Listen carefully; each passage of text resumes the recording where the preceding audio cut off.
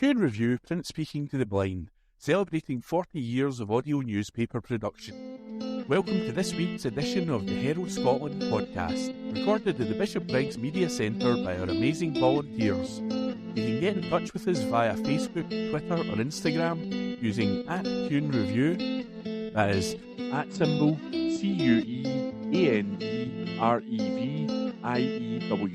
You can also contact us directly by emailing information@cunereview.com, that is INFORMATION@CUNEREVIEW.com, or by calling 0141 772 3976, that's 0141 772 3976.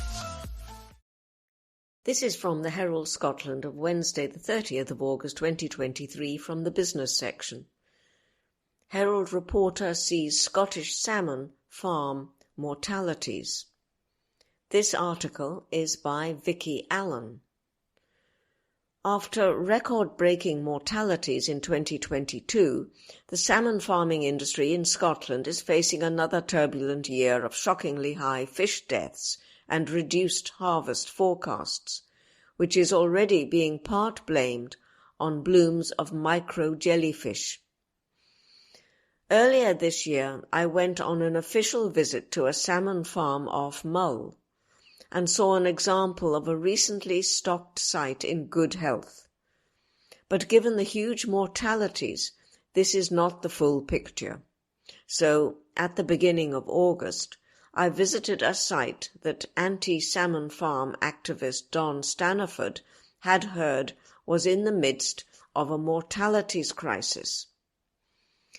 The occasional mort disposed of because of disease or gill health problems is a matter of routine, but there were signs elsewhere that these fish were part of something beyond the average, a bigger, more troubling mortality event. Last year was a record breaker for mortalities across the Scottish salmon industry, with death figures doubling to 15 million. This year, if early data is anything to go by, promises to smash through these records. June losses have been higher than for any previous June, 1.46%, compared with 1.33% in June 2022 and 0.54% in June 2018. The conservation charity Wild Fish recently pointed out that, so far this year, more than 5.6 million salmon have died on Scottish farms, 1.6 million more than in the same period last year. In one of the sections of Becca Frost's Geesegill farm, it's possible to see nets of dead fish being hauled up from pens. In another area, dead fish float on the surface after having been treated by a hydrolyser. This is from the Herald Scotland of Wednesday the 30th of August 2023 from the Voices section. Scottish alcohol deaths, actions not words needed to save lives. This article is by Justina Murray. It is concerning, frustrating and disheartening to hear that Scotland's alcohol death toll continues to rise, but it is perhaps not surprising. Not so long ago, we could pride ourselves on being a world leader in tackling alcohol harm, with the introduction of the minimum unit pricing, MUP, back in 2012. But the journey of what happened next, or maybe what didn't happen, explains a lot about how we got where we are today, with this grim toll of over 11,000 alcohol deaths in the past decade alone. We seem to see alcohol harm and alcohol deaths as somewhat inevitable in Scotland, an unfortunate byproduct of our drinking culture. And isn't this just a bit of fun? Because everybody loves a drink, don't they? And it's always wine o'clock somewhere. At Scottish Families, we support families who have lost loved ones to alcohol, who are living every day with their loved ones drinking, and those whose loved ones are in recovery, which brings its own stresses for families constantly fearful of relapse.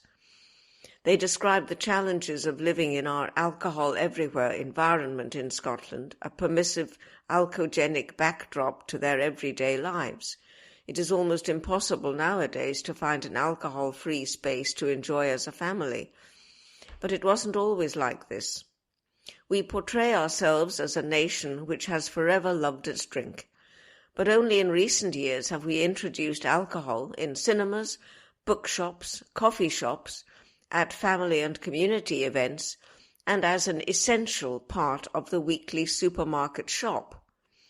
This year we saw the Edinburgh Fringe, one of the world's leading arts festivals, sponsored by an alcohol company, which may have looked like philanthropic support for the arts, but was a brilliant marketing move.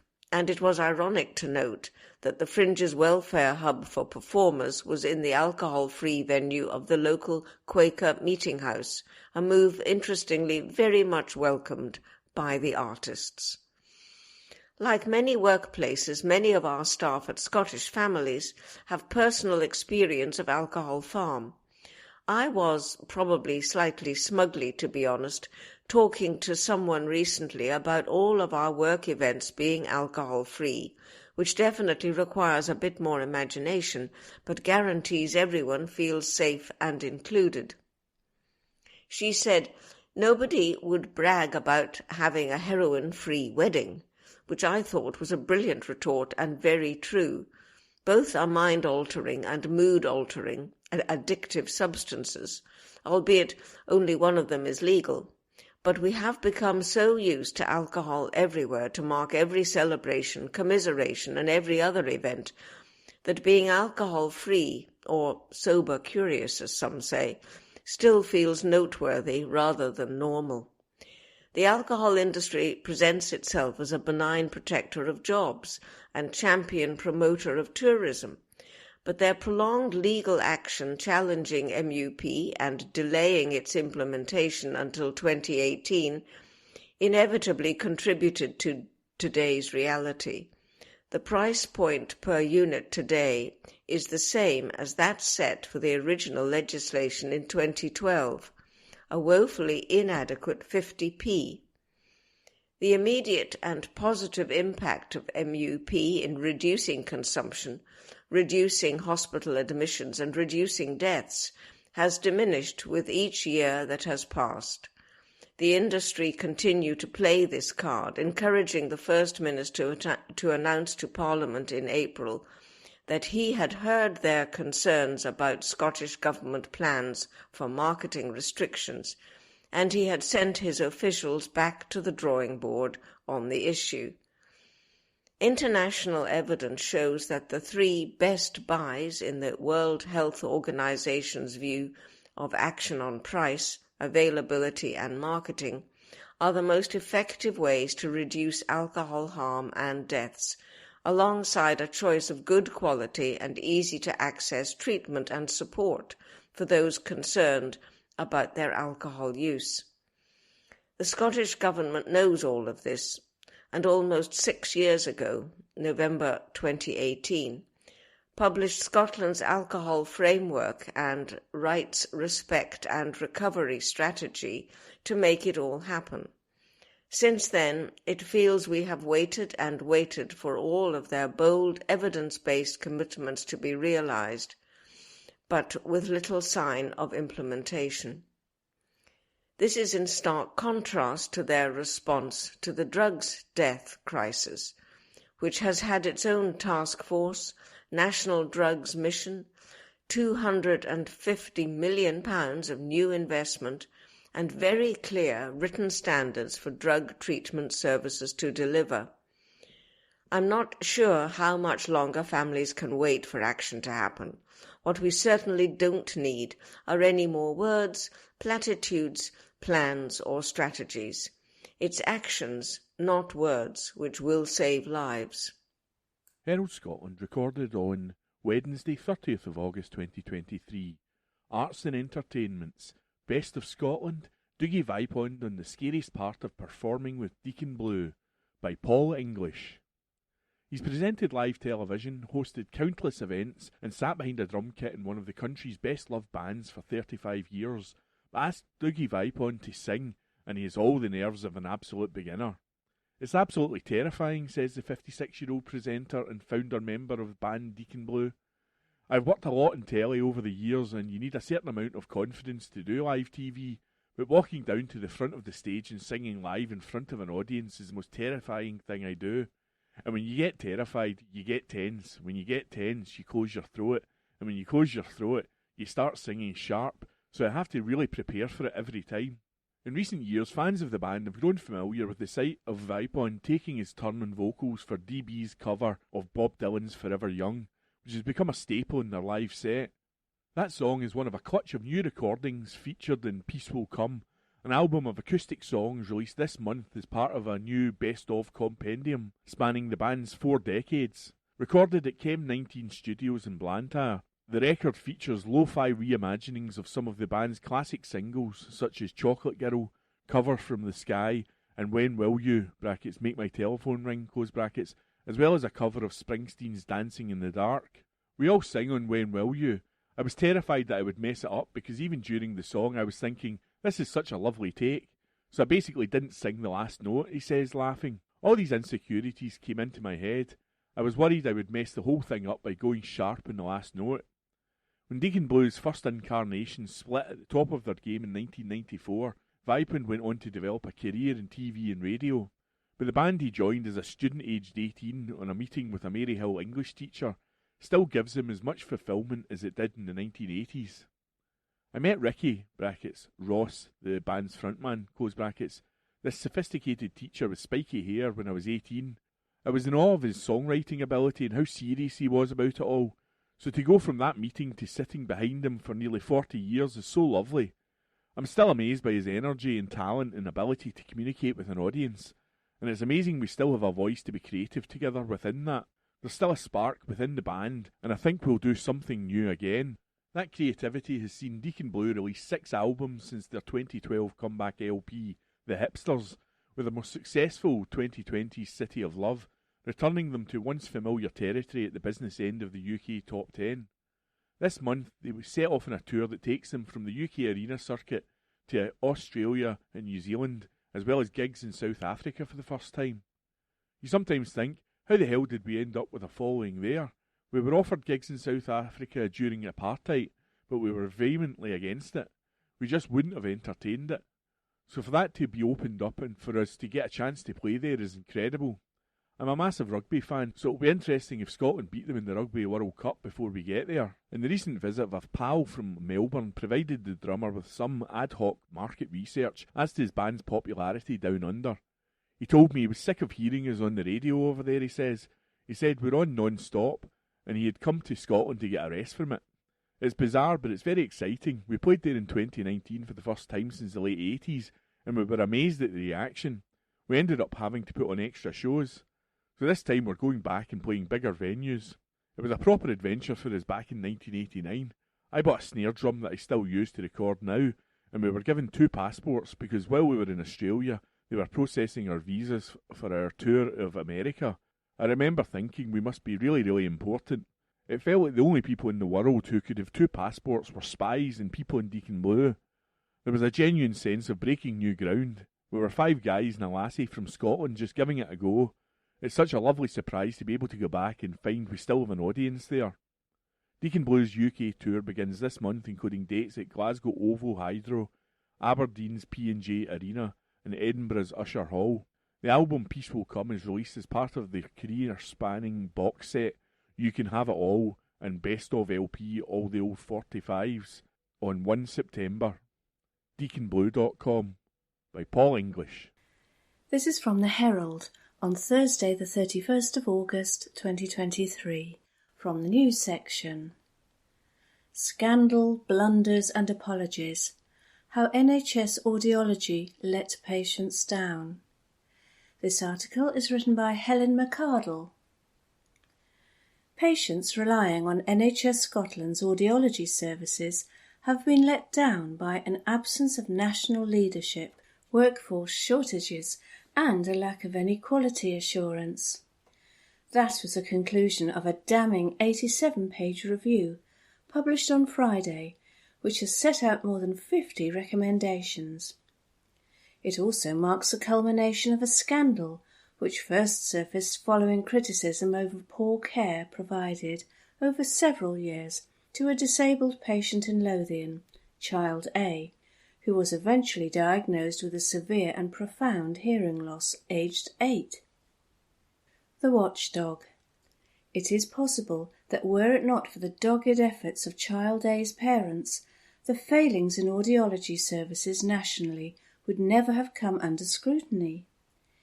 In May 2021, details of the case emerged when the Scottish Public Services Ombudsman, SPSO, published an investigation report into their complaint. NHS Lothian was forced to apologise for what the watchdog described as unreasonable, sustained and significant failures in its diagnostic and testing process. Child A was non-verbal and had complex needs, including cerebral palsy and learning difficulties. The parents suspected significant hearing impairment from the age of around 2.5 to 3, but repeated investigations between June 2012 and January 2018 failed to reach a diagnosis. Audiologists told the child's parents that they found it difficult to obtain reliable test results due to the youngster's communication difficulties, and Child A was discharged twice from the NHS Lothian's audiology service after staff said they were satisfied they did not have any significant hearing loss. Fobbed off and unhappy, the parents sought a referral to another health board for a second opinion. Only then, by which time Child A was 8 years old, was severe to profound hearing loss identified in both ears, caused by CMV, a congenital viral infection which, had it been detected earlier, should have triggered 6 monthly screenings for signs of deafness. In the end, Child A was fitted with hearing aids, but the prolonged delay in diagnosis meant they were unlikely to be a suitable candidate for cochlear implants, surgical devices which can provide a sensation of hearing. In its report on the case, the watchdog said Child A had suffered a significant injustice as a result of missed red flags. They had been unfairly branded difficult to test by audiologists at Lothian, who seemed focused on trying to prove Child A could hear rather than considering that they had a hearing impairment. Case review. As a direct result of the blunders described in Child A's care, NHS Lothian commissioned the British Academy of Audiology, BAA, to carry out an independent review into its paediatric audiology services. This was one of the requirements set out by the SPSO to determine whether other youngsters had suffered substandard care. The answer, set out in the BAA report in December 2021, was that many had. After auditing 1,113 patient records, the BAA said that 155 children had experienced significant failures. This included 5 who were unsuitable for cochlear implants as a result of delays in the diagnosis of their hearing loss. 3 areas of Lothian's paediatric audiology service had a very high risk of significant failure, said the BAA, which criticised everything from poor practice and testing protocols to a lack of routine screening to identify infants born with hearing loss. These failings, it said, have adversely impacted the early years spoken language acquisition of numerous children, affecting a number of these children for life. National picture. It is now clear that these issues were not confined to NHS Lothian. An independent review commissioned by the Scottish Government in January 2022 and carried out by Professor Jackie Taylor, a former president of the Royal College of Physicians and Surgeons Glasgow, RCPSG, has identified many areas ripe for improvement.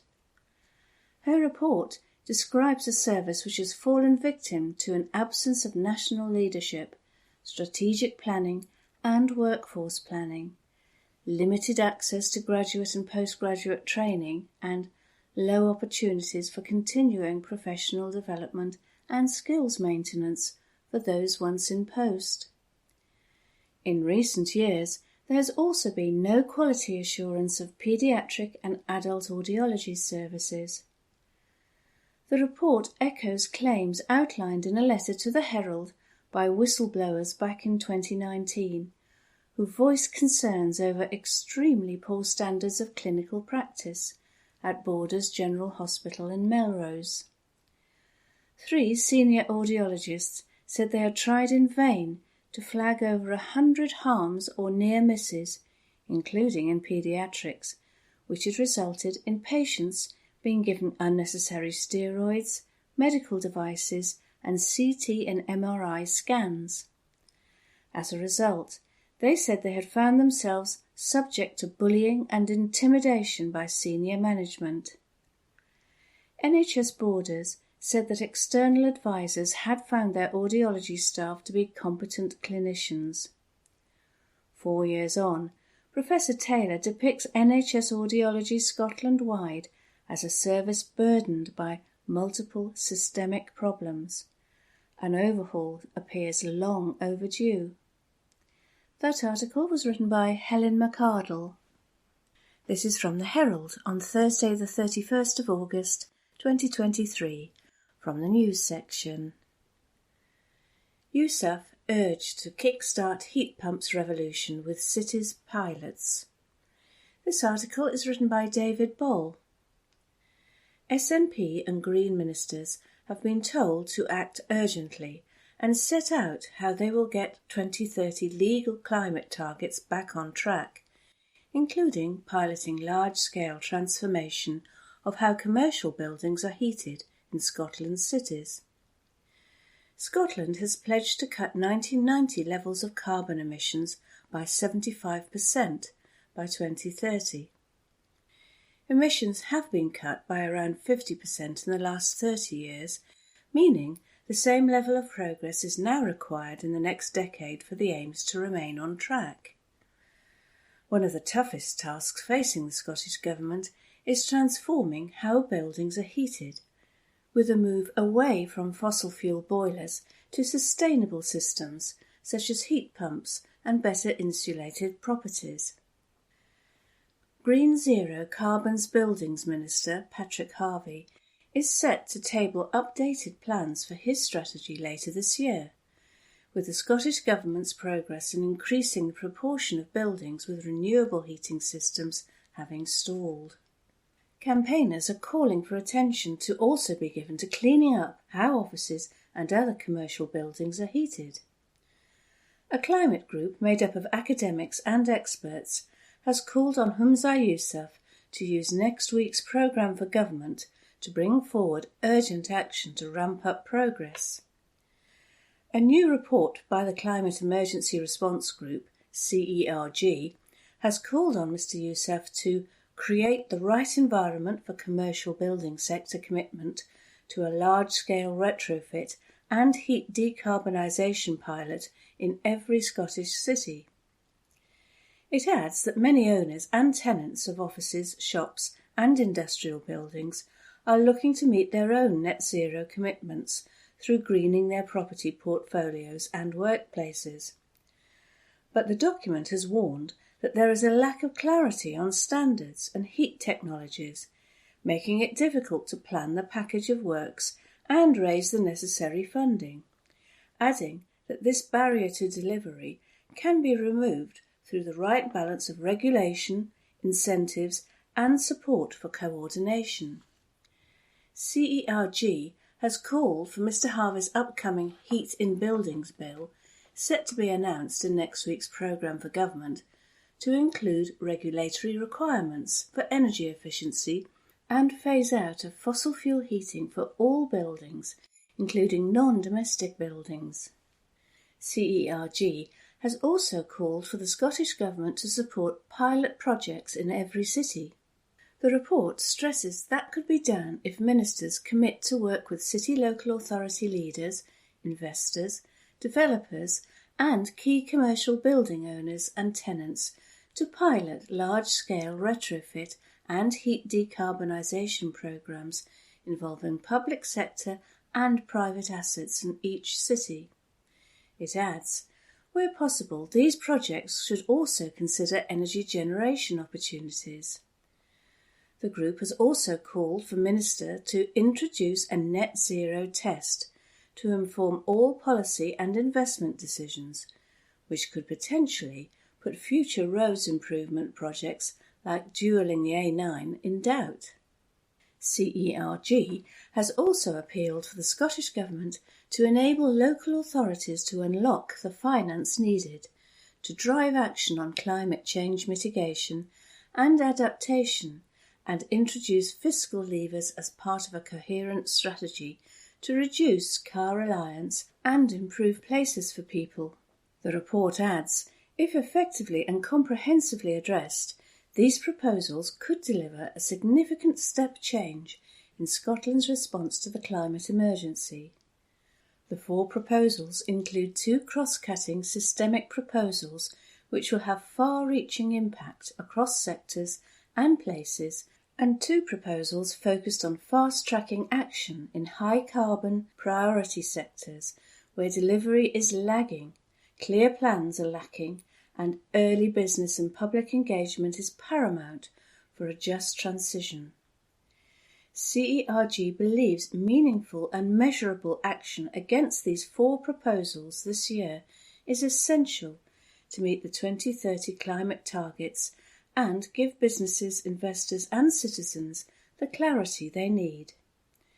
The report has stressed that all proposals are within the powers of the Scottish Government and strongly align with the Scottish Government's commitments and priorities.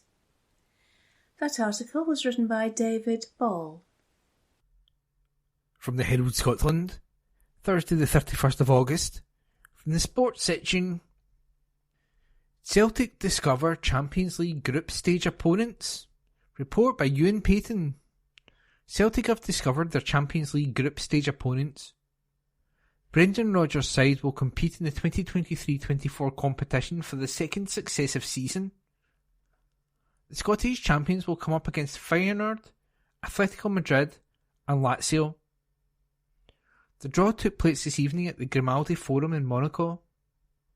Celtic will be Scotland's sole representative in UEFA's elite tournament this season. It comes after Rangers failed to qualify after their 7-3 loss to PSV. They dropped into the Europa League as a result. And the financial benefits of what have already been made clear for Celtic. With only one Scottish team representing the Premiership, Celtic are due to pocket a bigger slice of the TV money available.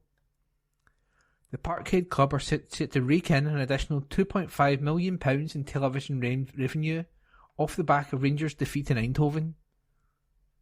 The figure is the amount Celtic earned from their 6 group stage matches last season. Rangers, of course, pocketed the same. However, this term, all of that cash will go straight into the Parkhead coffers. It's believed the Scottish champions are guaranteed 10% of the allocated total of UK TV pool money. TV pool payments account for 15% of all finances distributed by UEFA to Champions League clubs. So, that means Celtic will be due £5 million this year, doubling the amount earned in TV money from last season. Every win in the Champions League earns a club £2.4 million, while a draw rakes in £775,000. And that article was by Ewan Payton.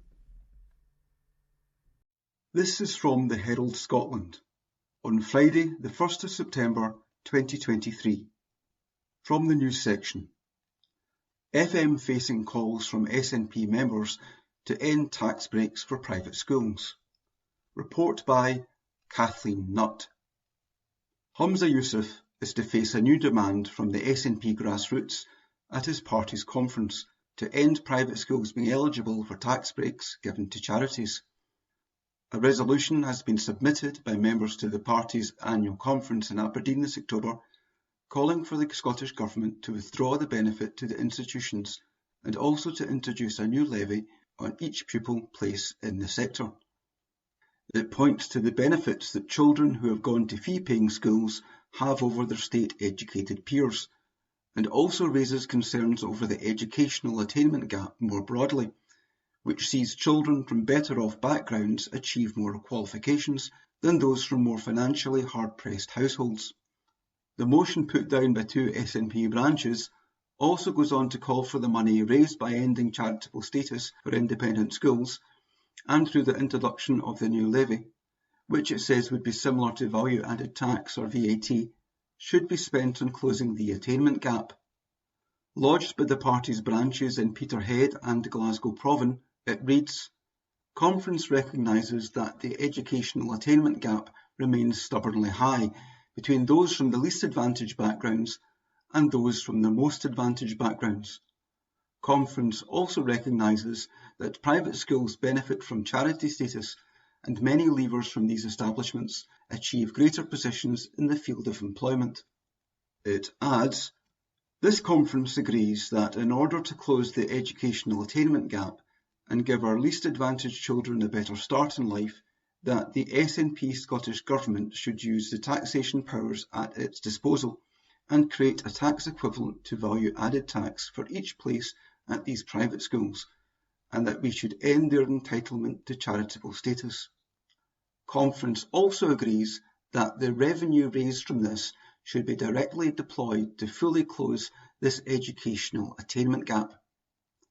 As charities, independent schools do not pay tax on annual profits, which instead must be reinvested for the advancement of education for the public benefit. The status also gives them other tax benefits, including gift aid on donations. In April 2021, the institutions lost their eligibility for charitable relief on their business rates, but they were allowed to keep their charitable status. In 2018, it was found that 73% of Scots supported private schools being stripped of the benefit, compared to 13% who did not. Private schools are attended by about 4% of pupils in Scotland, yet many of those educated in them dominate professions such as medicine and law. Both Mr Youssef and Scottish Labour leader Anas Sarwar were privately educated at Hutcheson's Grammar in the south side of Glasgow, where annual fees for 2023-24 are currently £16,177 for pupils in Secondary 1 and Secondary 2, and £15,877 for those in Secondary 3 to Secondary 6. Mr Sarwar has come under repeated pressure for sending his children to the same school rather than to a local state school. Opponents of private schools say they perpetuate and entrench inequality in society by giving pupils whose parents can afford to pay an advantage by accessing smaller classes, more personal help with academic work, greater sporting opportunities, and other advantages, such as the chances to build informal social networks to gain access to top jobs. Supporters argue that fee-paying schools offer parents and children greater choice and can alleviate the pressure of pupil numbers on the state system. They also point out that many schools offer means-tested bursaries to pupils.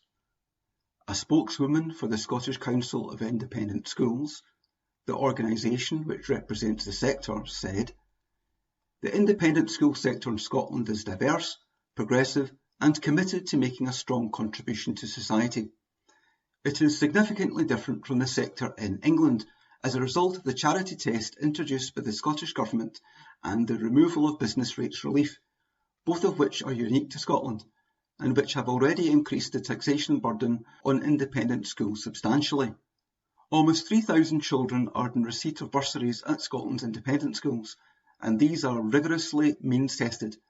Scotland's independent schools already work in partnership with the state sector, such as offering teaching for state pupils, and we would welcome discussions about how to build on the work we are already doing, so that we can support even more children in Scotland. We will achieve much more by working together than by imposing a tax which would hit aspirational families hardest, would lead to the disruption of education for the children whose parents would be pushed out the sector, as well as increasing the burden on state schools. The motion has been listed on the SNP's draft agenda for its annual conference, and if selected will be debated at the Aberdeen event in October. That report was by Kathleen Nutt. This is from the Herald Scotland on Friday the 1st of September 2023 from the news section. Scotland short-term lets, Glasgow, Edinburgh numbers low. Report by Brian Donnelly. Only a fraction of Scotland's short-term lets operators have signed up for a new licensing regime, new figures reveal. Scotland's largest city has received just 78 applications for licences under new short-term lets legislation, the Scottish Government figures show. In Edinburgh, where the council believes there are 12,000 short-term lets, there had been 90. The Association of Scotland's Self-Caterers, ASSC, criticised the risible statistics showing a low level of short-term let licensing applications across Scotland.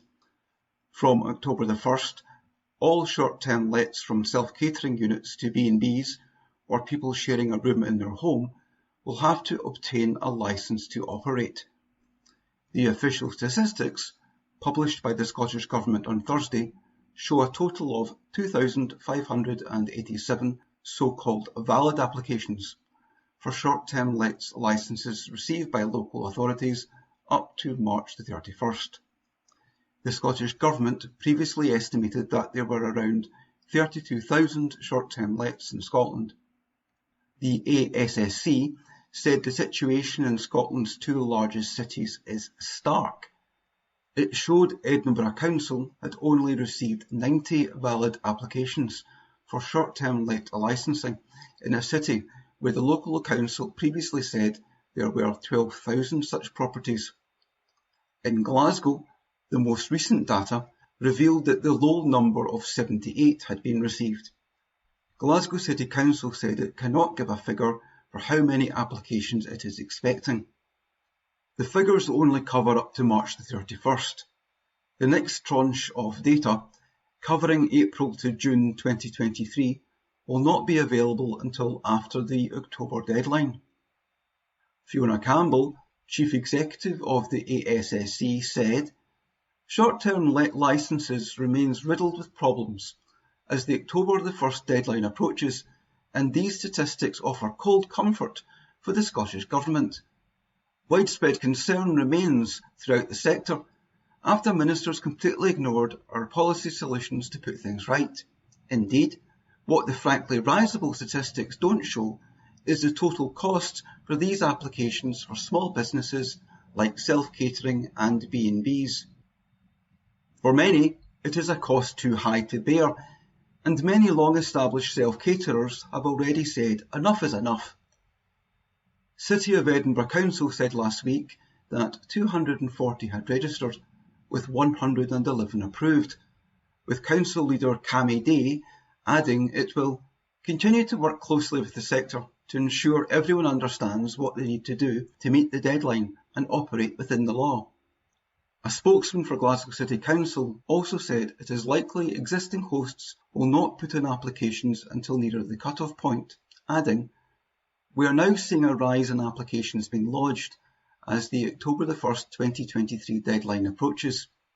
In Aberdeen, the number was 32, and in Dundee, just 18. That report was by Brian Donnelly. From the Herald Scotland, Friday the 1st of September, from the sports section. Rangers discover Europa League group stage opponents, by Ewan Payton. Rangers have discovered their Europa League group stage opponents. Michael Beale's side will compete in the 2023-24 tournament, having dropped out of Champions League qualifying. The Ibrox club will come up against Real Betis, Sparta Prague and Aris Limassol. The draw took place this afternoon at the Grimaldi Forum in Monaco. Rangers will be Scotland's sole representative in the UEFA secondary club competition this season. It comes after Aberdeen missed the chance to join them after their 5-3 defeat to BK Häcken. Barry Robson's side will instead play in the Europa Conference League. The final of this season's tournament will be played at the Aviva Stadium in Dublin. And, while that may seem like a long way away right now for Rangers, given their previous exploits on this stage, it's got to be the long-term ambition. Just 2 seasons ago, Giovanni Van Bronckhorst led the Ibrox side to the Europa League final in Seville. They cruelly lost on penalties. However, the memories of that cup run still live with the fans to this day, and they will be hoping for a repeat this term. Article by Ewan Payton. The Herald on the 1st of September and the Voices section. When will we really do something about the damage to footballers? By Mark Smith. So fractured, so broken, so divided is the political landscape just now that it's definitely worth mentioning when all the parties agree on something, and this time they really do agree. Ian Blackford and Douglas Ross are on the same side, for God's sake. We should pay attention. The subject they agree on is football, specifically the damage that's been done and being done to footballers' health and what the football authorities and governments should and must do about it. Mr. Blackford is to lead a debate on the subject in the Commons to discuss a few ideas, and support is coming from Labour, the Lib Dems and the Tories. One of the ideas under discussion is that dementia in retired footballers should be classed as an industrial injury because of the clear link between the condition and how the game is played. A study by the leading expert in this field, Willie Stewart, found that due to repeated heading of the ball, former footballers were 3.5 times more likely than non-footballers to die of neurodegenerative brain disease. Some action has been taken already, but only some. The Scottish Football Association has guidelines that limit heading in youth football and bans it completely for under-12s. Professional clubs have also been told to ban their players from heading the ball in training the day before and after a game. This is undoubtedly progress, especially from a sector that is notoriously slow to embrace change. But having spoken to Willie Stewart about this, and having seen for myself as an editor of obituaries just how many footballers die with dementia, I don't think tweaking the guidelines for players is enough. One of the problems is that there's resistance to reforming the game, even though it would be good for the players' health, just as there is in rugby, and that means steps may have to be taken in other areas to force the change that's needed. One of those steps could certainly be the one Mr. Blackford and others are suggesting, which is to make dementia in footballers an industrial injury. It would mean that even if players are still forced to head the ball, the very least retired players with dementia would be able to receive more of the support they need, including industrial injury benefit. It would only be treating the symptoms rather than tackling the cause, but it would still be better than nothing. And even if it does go ahead at some point, and I hope it will still not be enough.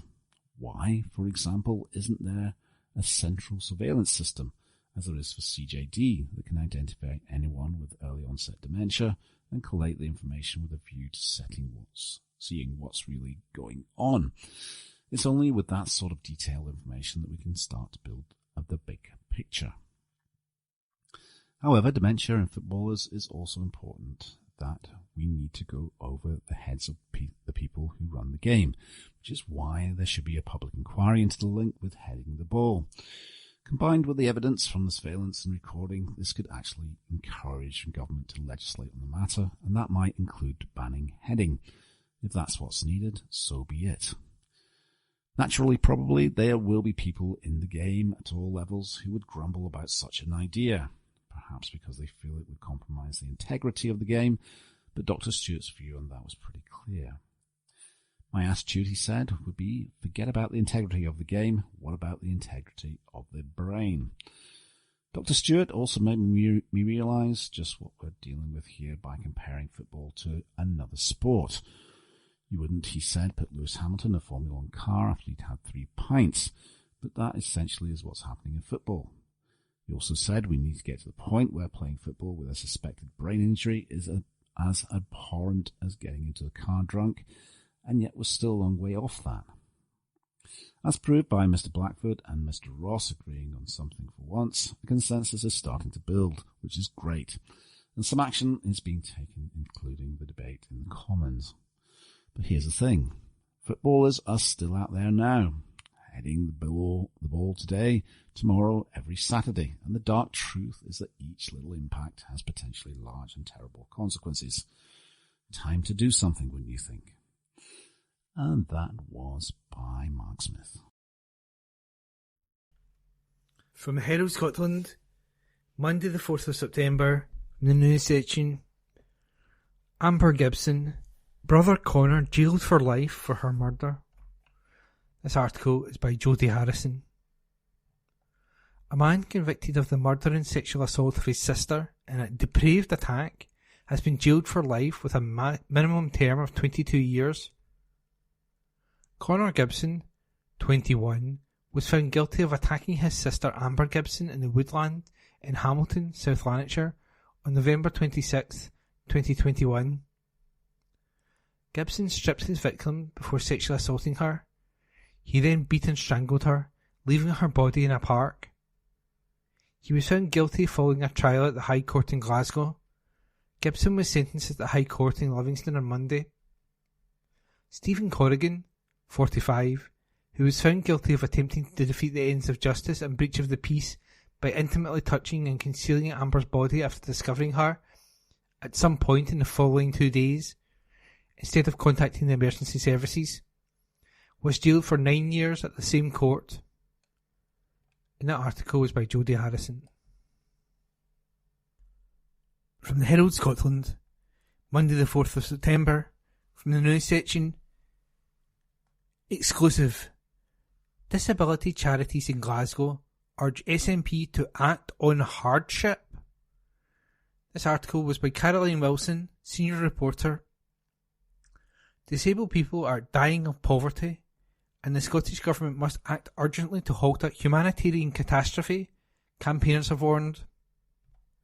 Tressa Burke, Chief Executive of Glasgow Disability Alliance, GDA, where a quarter of people have a disability, said many in the city were going without help to go to the toilet and shower because they could not afford personal care.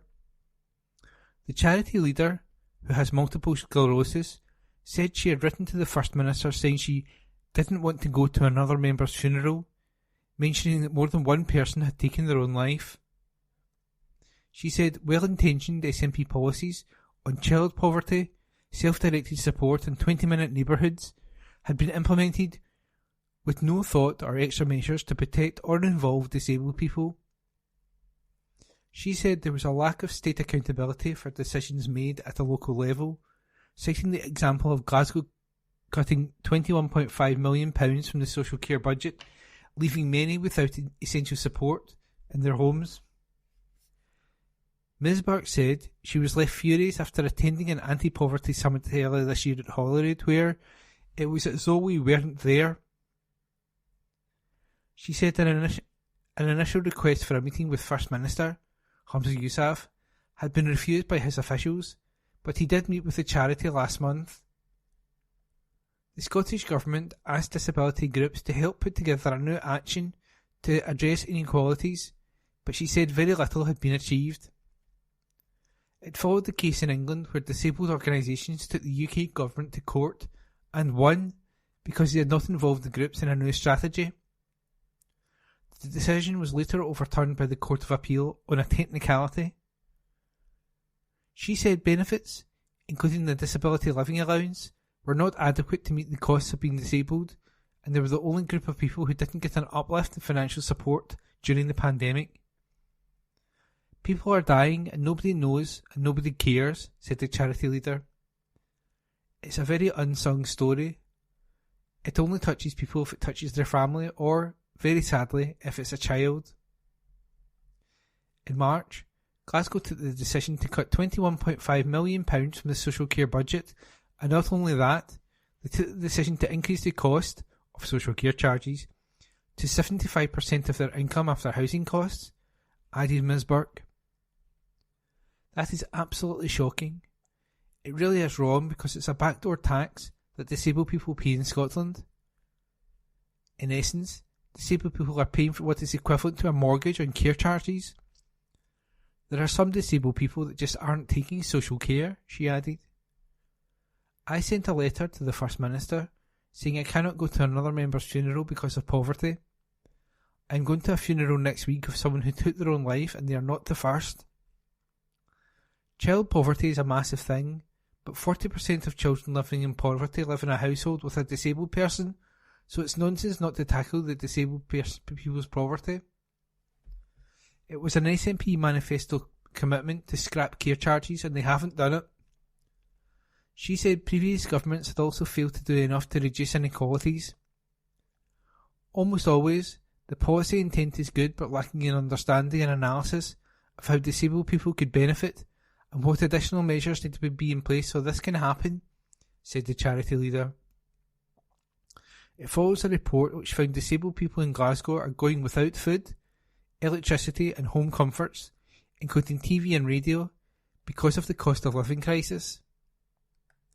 One person, who took part in the study, said they had not put their heating on for 2 years because of fears over the cost of bills. A group of organisations that represent disabled people in Scotland have written to the First Minister calling for an immediate action plan with the resources behind it. They write, First Minister, it should shock and shame us that the position of disabled people has deteriorated since the UN described our lives as a human catastrophe in 2017, highlighting grave and systematic violations of our human rights as a consequence of welfare reform and cuts to public services. Over 25% of the population in Scotland is disabled, and yet we have never been a priority for the Scottish Government. Left to making decisions about policy priorities and how money is spent, local authorities will not prioritise disabled people over their wider communities. Disabled people suffer more when public services, like social care, are cut because we are disproportionately more likely to need or use such services. The letter was co-authored with Disability Equality Scotland, Glasgow Centre for Inclusive Living, Inclusion Scotland and Self-Directed Support Scotland. Disabled charity, Scope, estimates that in 2023, on average, disabled households with at least one disabled adult or child need an additional £975 a month to have the same standard of living as non-disabled households. A Scottish Government spokesman said, the Scottish Government remains committed to advancing equality for disabled people, who we recognise are disproportionately impacted by the UK Government's welfare cuts and current cost of living crisis. We are working closely with disabled people's organisations to develop actions that combat the effects the crisis continues to have on disabled people's lives. And that article was an exclusive by Caroline Wilson. From the Herald Scotland, Monday the 4th of September, from the news section, Edinburgh Zoo, Panda Pier departure date announced. Article by Gabriel Mackay. The two giant pandas, which have been housed at Edinburgh Zoo since 2011, will return to China in December this year. Yang Guan, Sunshine, and Tian Tian, Sweetie, a male and a female, arrived in a 10-year loan, which was later extended from the Bifexgia breeding centre. It was hoped the pair would produce cubs, but despite several attempts at artificial insemination, none were ever born. Earlier this year, it was announced that Yang Guan and Tian Tian would return to China after the end of the agreement, and Edinburgh Zoo has now confirmed that take place in December, likely in the first 2 weeks of the month. From November, panda viewing will be outdoor only, with the zoo planning a giant farewell to the pandas. Alison McLean, carnivore team leader at Edinburgh Zoo, said, "We are making arrangements with their partners in China for Yang Guan and Tian Tian to return in early December, possibly during the first week." Visitors to the zoo can expect to see them indoors and outside until the end of November, after which viewing will be outdoors only until they leave. Having cared for Yang Guan and Tian Tian since they arrived in 2011, I will be travelling back to China with them to help them settle into their new homes. David Field, Royal Zoological Society of Scotland Chief Executive, said, "With more than 1 million species at risk of extinction and our natural world in crisis, Yang Guan and Tian have had an incredible impact by inspiring millions of people to care about nature. Through scientific research, alongside the University of Edinburgh, we have also made a significant contribution to our understanding of giant pandas, which will be of real benefit to efforts to protect this amazing species in China. It is encouraging that in recent years the outlook for giant pandas in the wild has improved, which gives real hope for the future." And that article was by Gabriel Mackay. From the Herald Scotland, Monday the 4th of September, from the sports section, Susan Egglestaff. Mo Farah prepares to walk away from athletics with a mixed legacy, by sports writer Susan Egglestaff. Few track and field generations have produced an individual quite as successful as Mo Farah. He is, in every corner of the globe, considered one of the greatest athletes of all time. 4 Olympic gold medals, twice doing the double-double, 6 world titles, 5 European titles, plus a raft of British and European records, is something only a few could ever dream of accomplishing. In particular, his first gold medal of the 2012 Olympics, when he won the 10,000 metres in front of 80,000 jubilant fans in London's Olympic Stadium on Super Saturday, will live long in the memory. It's why at the end of his career, he will race today in London in the big half before bowing out next Sunday at the Great North Run, marks the end of an era. Farah will, almost certainly, never see his achievements surpassed by a fellow Briton, not in his lifetime anyway. But Farah's story was remarkable for more than just what he achieved on the track and road. The 40-year-old was born in Somalia and came to the UK as a child.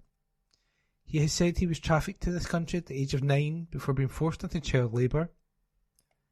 It was a start few world-class athletes have endured, and so what he has gone on to achieve is astonishing.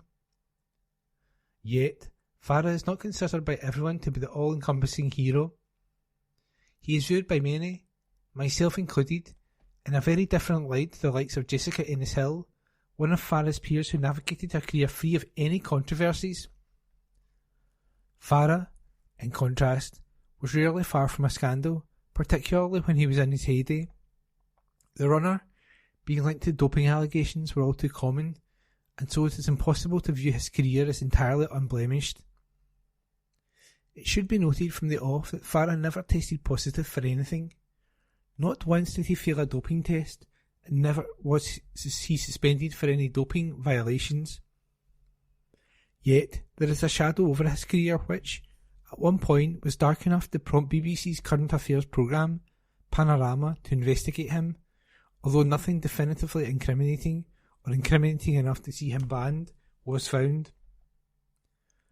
The first scandal that engulfed him came ahead of the 2012 Olympics.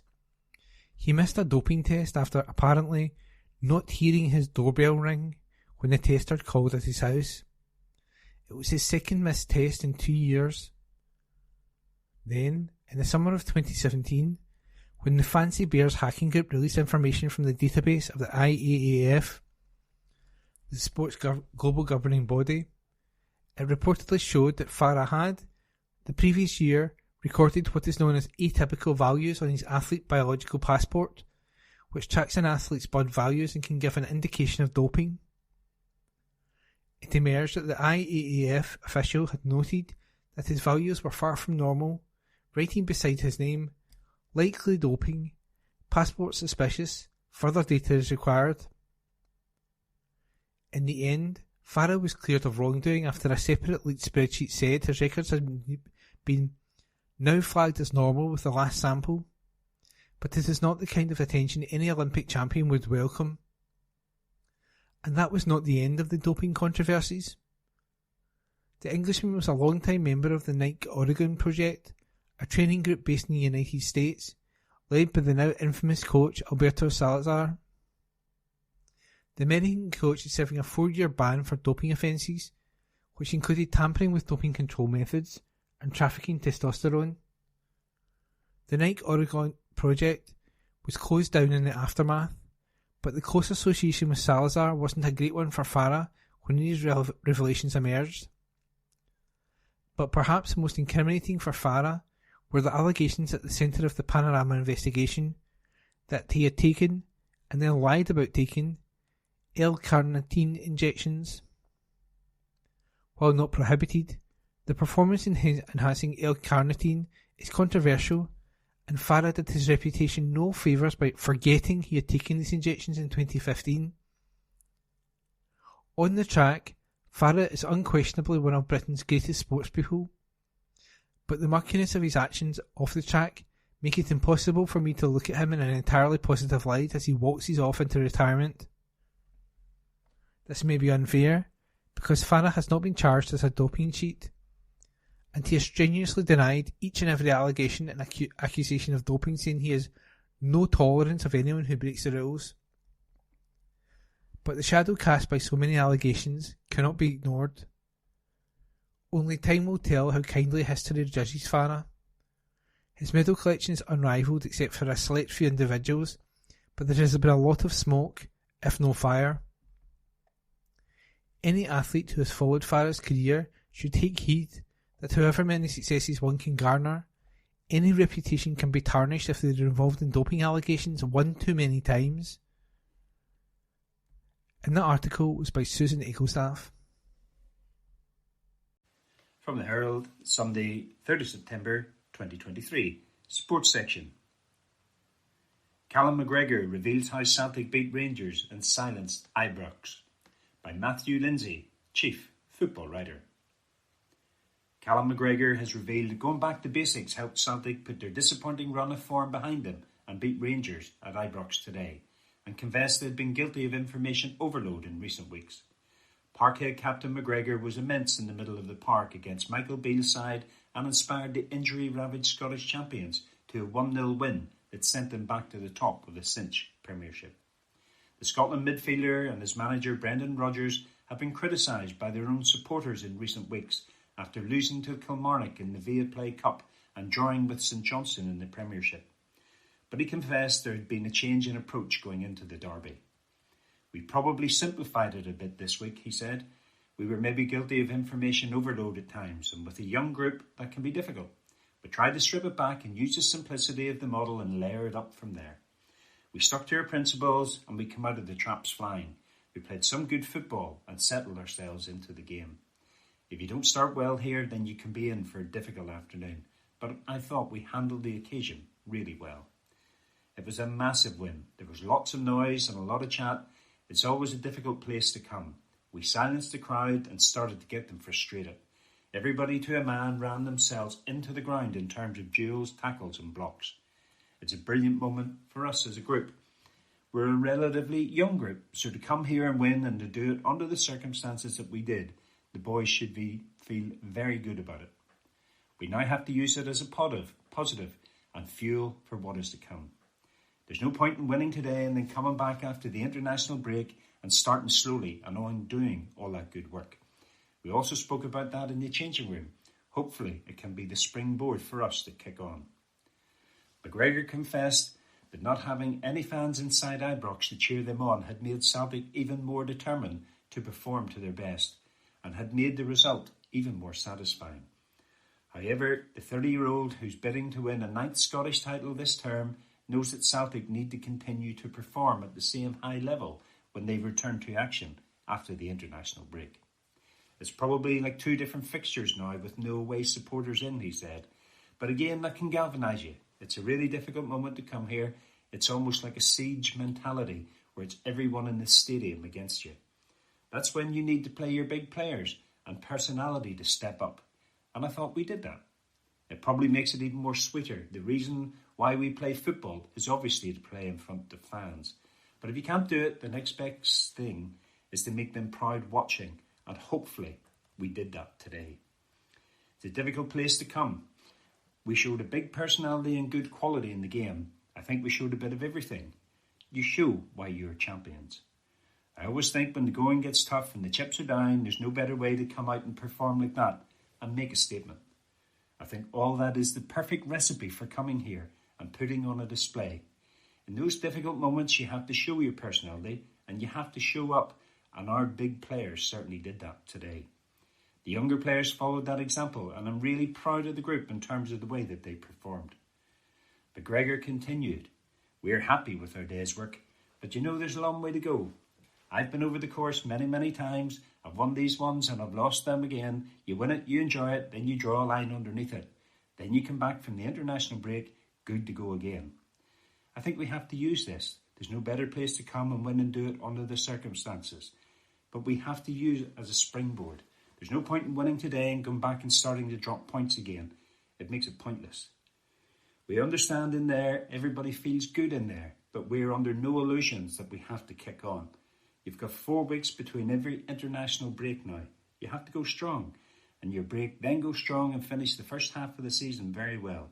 We know what's at stake now, and we have to get to work."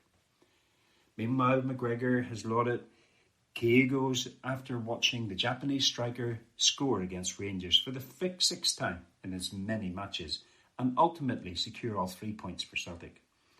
"What a finish," he said. "It was unbelievable. I said to him in there, I think you're the best striker I've ever seen. In the big moments, he's just ice cold. He showed his quality yet again and showed the importance to the club. I probably would have been disappointed after missing 2 scoring chances in the first half, but again, in a big moment, he makes up for it. He was excellent." That article was by Herald Matthew Lindsay. From the Herald Scotland, Monday the 4th of September, Business Section, Q&A, Glasgow Homes entrepreneur and Hoco founder on fame, by business correspondent Brian Donnelly. A Glasgow-based entrepreneur who has launched a BBC television role has told how parenthood steered him onto the path of creating his own business. Here, the company founder also reveals what has changed for him since landing a prime television role with Scotland's Home of the Year. Name: Danny Campbell. What is your business called? Hoco Design, the homeowner's architect. Where is it based? Our studio is in Tradeston, Glasgow, but we work nationally throughout the UK. What does it produce/do? We're a one-stop shop for transforming your home. We provide residential architectural services and manage projects from start to finish, including interior design and finding the right builder. We specialise in creating spaces that reflect the unique needs and personalities of our clients, whether that's through home extensions, garage conversions, loft conversions, or ulterior alterations. To whom does it sell? We work exclusively with homeowners who are redesigning or extending their homes. What is its turnover? £1.3 million. How many employees? 12. Why did you take the plunge? In early 2016, I was 25 and my long-term girlfriend and I had the unexpected surprise of becoming parents. I had a bit of an identity crisis. I assumed this meant I wouldn't play rugby anymore. I had to get an office job and settle down. Having always lived a fairly adventurous life, I decided not to settle down quite yet. We got married, we bought a little cottage, and our first son Teddy was born. Shortly after, I founded Hoco Design Limited. The next few years were chaos. High growth, disrupting a prestigious and exclusive profession, 2 more boys and lots of ups and downs. I have enjoyed every minute of it, and I'm so happy to be pursuing what I love and to have found a career I care about. What were you doing before? Before I started Hoco, I was playing rugby in Vancouver after completing my master's degree in architecture at De Montfort University. During my studies, I continued to work in a variety of different consultancies, and even in a zoo, and some side hustles. They all gave me valuable experiences in their own way that have helped me succeed in business. What do you least enjoy? There isn't much about my work that I don't enjoy, despite there being lots of areas of frustration, imperfection, and pain. The least enjoyable part for me is building my social media presence. I have plenty of things to say, and I'm sure some of my opinions go against the industry dogma against small projects. The process of sitting down, Preparing reels, captions, hashtags is still alien to me, and whilst I understand to make the best of the opportunity I need to be authentic, I do still require a lot of hand-holding, which frustrates me.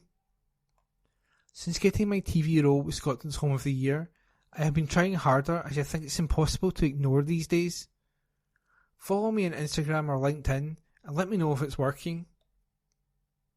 What are your ambitions for the firm?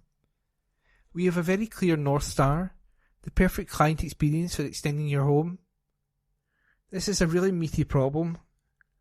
There are many stakeholders in a home renovation project: city planners, structural engineers, cost consultants, builders, architects. The list goes on.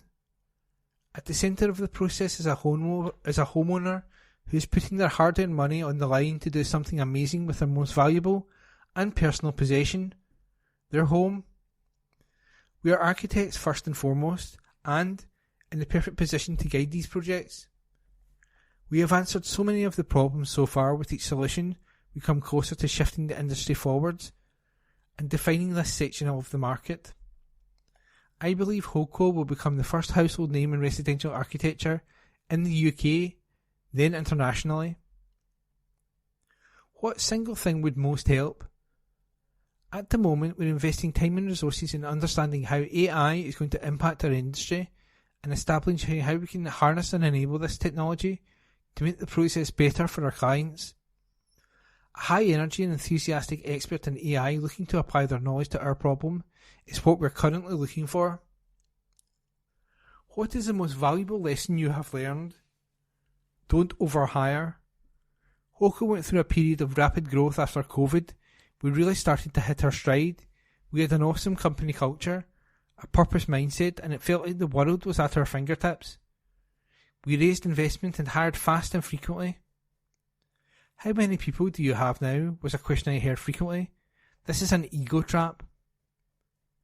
Gradually, cliques started to form, toxic culture started to bed in, and performance dropped. It was very difficult to unpick these issues, which have taken time and resilience. Now, we are focusing on efficiency over personal growth, which has brought us even closer to our purpose as a business, the perfect client experience. What was your best moment? There are so many.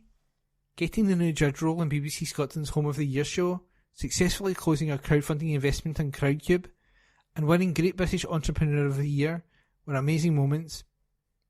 The one that brought a tear to my eye most recently was when I overheard some employees discussing how much they love their jobs and how they see value in what we are doing as a company. I thought about this a lot on my own, and it's one of the very few times I took a moment to allow myself to feel proud of what I had achieved. What was your worst moment? Thankfully, there are very few. Juggling work with a sudden family illness was very difficult. When my brother Duncan was diagnosed with cancer, I immediately took an extended period of time off. During that time, our management team excelled in my absence and looked after everything so I could focus on what was most important. How do you relax? I have found building a business incredibly addictive, fun and all-encompassing, which makes relaxing very unappealing. I'm very competitive, so I tend to find distraction in sports, particularly playing rugby and CrossFit. Pushing my body to the limit helps me to get out of my head and leaves me feeling recharged and with new ideas. Playing with my 3 little boys is always time well spent and a healthy reminder about perspective and what is really important. As told to Brian Donnelly. The Herald on the 5th of September and the news section. Anna Sawar accuses Humza Yousaf of pursuing green extremism by Tom Gordon. Anna Sawar has accused Humza Yousaf of pursuing green-style extremism in the absence of any coherent vision for the Scottish Government. In a scathing attack that echoed those by the Tories, the Scottish Labour leader said the First Minister was pandering to his Bute House coalition partners. Mr. Yousaf has no central purpose, no clear idea, no ultimate vision for the country, he said. The comments came ahead of Mr. Yousaf delivering his first programme for government at Holyrood, in which he will try to put his own stamp on his administration. The annual legislative timetable is expected to include measures in improving childcare and tackling poverty through breakfast and after-school clubs. Speaking to PA while campaigning in the Rutherglen and Hamilton West by-election, Mr Sarwar said Mr Yousaf was recycling the policies of his predecessor Nicola Sturgeon. He said the Butte House Agreement, the joint government deal signed by Ms Sturgeon in 2021, which is unpopular with some SNP MSPs, was driving the FM's decisions. Mr Sarwar said, "I think he's trying to do Green-style extremism, while also trying to do Nicola Sturgeon-style social policy, while also trying to do Alex Salmon-style economic policy, all three of which are inconsistent. I think it shows a leader that has no central purpose, no clear idea, no ultimate vision for the country, and he's looking around for individual ideas to try and pass time to try and solidify his own leadership. I think it's clear the SNP has lost its way. They can't run away from that fact that they have a record of failure." Referring to the SNP leadership contest in the spring, Mr Sowers went on, Hamza Yousaf, who is the continuity candidate, can't run away from it. I think all of this goes to prove that this country needs change. This isn't as good as it gets. I think it's abundantly clear that he lacks a central vision, that he lacks a central mission, and his government don't have any clear direction. And instead, you have individual bits of policy, some of which I think are well-meaning and we would support, but it lacks a coherent plan of how we're going to take Scotland forward. I think it's clear for everyone to see that this is a downgrade, and he's a perfectly nice guy, but he's not up to the job. Speaking to the media in Dundee on Monday, Mr Yousaf said the programme would be delivered against the most difficult time for the public finances in over a decade. The Independent Scottish Fiscal Commission, which scrutinises Holyrood's budget, recently warned there could be a £1 billion shortfall in day-to-day spending next year. It also said the gap between income and spending could rise to £1.9 billion in 4 years. Mr Yousaf said, "There'll definitely be some initiatives I hope will demonstrate the direction I want to take the government, but there's no getting away from the scale of the public finances and the challenge that we face in relation to those public finances. It's the most difficult time, certainly I ever seen for the public finances, and I've been in government for 11 years. We know because of the disaster of the mini-budget last year from the UK government that public finances are not just going to be constrained for the year ahead, but I'm afraid for probably many years to come." And that was by Tom Gordon. The Herald on the 5th of September in the news section. Family raises thousands for Scottish ambulance service by Jodie Harrison. The family of two young boys who were seriously injured in a road traffic accident have raised £5,000 for the Scottish Air Ambulance and its staff. Carson, 9, and Calvin, 6, suffered head injuries and were put into medically induced comas after their car skidded on ice and flipped twice on a day out in Glenshee. Both were treated at the scene of the crash by EMRS consultants Dr. Michael Gillespie and Dr. Catherine Bennett and were airlifted to the Royal Hospital for Children in Glasgow. Carson stayed in hospital for 6 weeks, while Calvin was in hospital for 3 weeks. Both boys are now back at school part-time. Their mother, Cherie Burrs, praised the care her two boys received from the crew. She said the boys were kept side by side all throughout their treatment, from the air ambulance to the hospital stay. Dr. Gillespie dropped by the hospital a few times during their treatment and was actually there the first time they both woke up. He's always kept in touch with the boys. The family raised the money as a way to say thank you to the Scottish Ambulance Services Scottish Specialist Transfer and Retrieval, ScotStar, which provided the children's emergency care. The donation has helped fund the purchase of highly specialised mannequins. Ms. Burrs added, "The boys have met Michael and Kat a few times now, having thoroughly enjoyed visiting the ScotStar team at their base to see the training mannequins in use."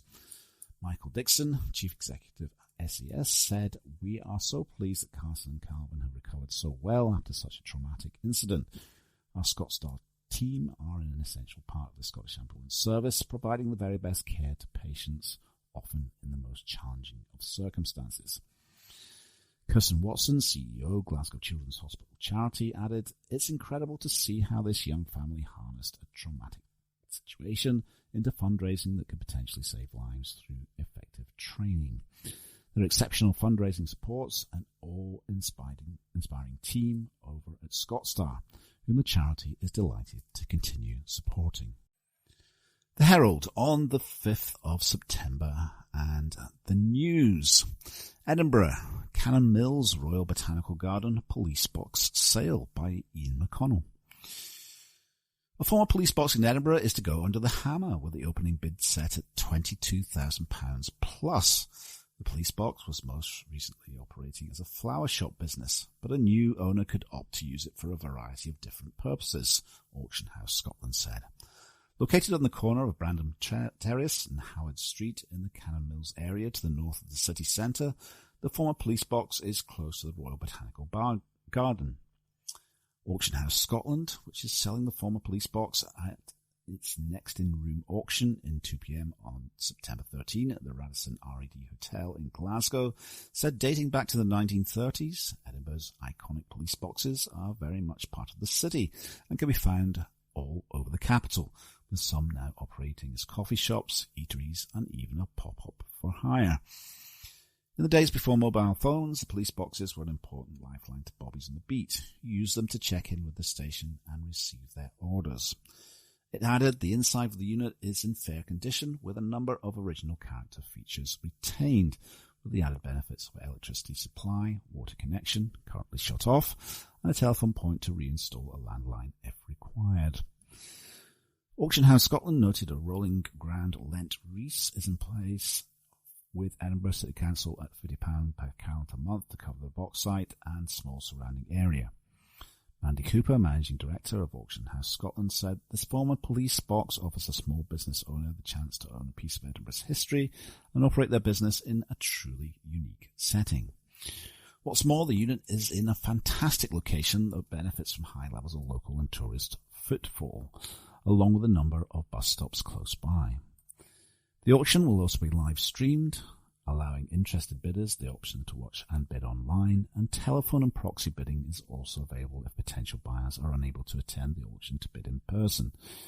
All bidders are required to register to bid before participating. And that was by Ian McConnell. The Herald on the 5th of September and the news section. Edinburgh attack leaves 3 Ukrainians in hospital by Gabriel Mackay. 3 Ukrainian teenagers were assaulted in Edinburgh, with one stabbed in what was being treated as a racially motivated incident. At around 8:30 p.m. on Sunday, September 3, 2 13-year-olds and a 15-year-old were walking towards a bus stop in Nidri Mains Road. They were approached by 8 young people dressed in black, 2 of whom slashed one of the 13-year-old's ear with a knife. The other 2 were then attacked by other members of the group, with the other 13-year-old boy stabbed and the eldest punched. The group of 8 men then ran off into the night. The injured boys were treated in hospital, and the incident was reported to police on Monday, 4 September 2023. Officers are treating the incident as a racially aggravated and are reviewing CCTV footage. Detective Inspector Keith Fairburn said, "I know there were members of the public in the area at the time of the attack, and I'm asking them to contact us with any information they may have. We're appealing for details on the group of youths who were dressed in dark clothing. Perhaps you saw them somewhere else. Did you see them running off? Any small piece of information could assist us in identifying those responsible for these attacks. Anyone with information is asked to call Police Scotland via 101, quoting incident number 2523. You can also call Crime Stoppers and give your information anonymously. They can be contacted on 0800 555 111. And that was by Gabriel Mackay.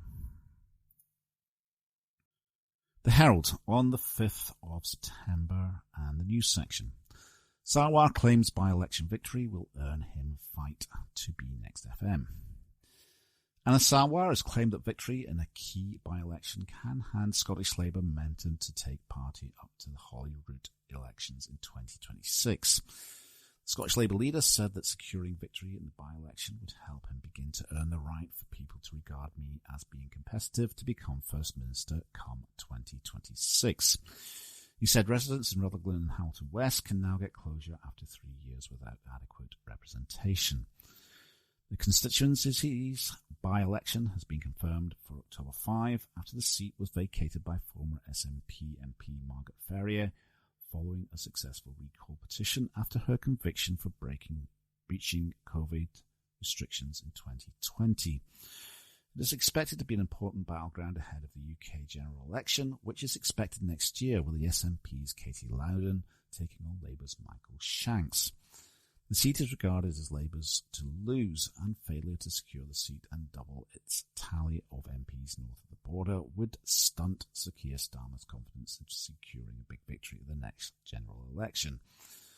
Welcoming the by-election date, Mr Sarwar said, "I think it's fantastic that we finally have a date and that it's going to be as soon as practicably possible from this moment, given that this community has not had adequate representation for the last 3 years."